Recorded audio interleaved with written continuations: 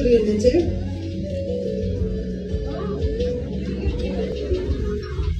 Türkmenlerimizde mektuban adamı. Bu uğramanın şıma.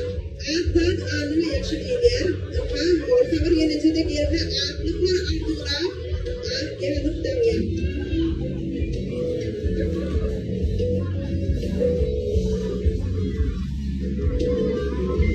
Kâveçanın doğru münasebetli yürütü bu da tariften yakınlığı konuluklar oluşuyor.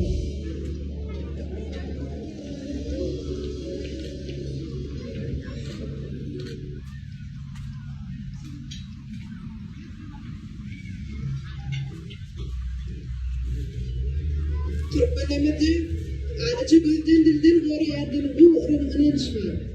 Bizim mekrubayın gayin bolyan umadan beraberimiz genlerini ağaca takmak bilen başının aşağı koymayı haramlı bulsun deyilen oran inanış bilen ağaca takılıyor.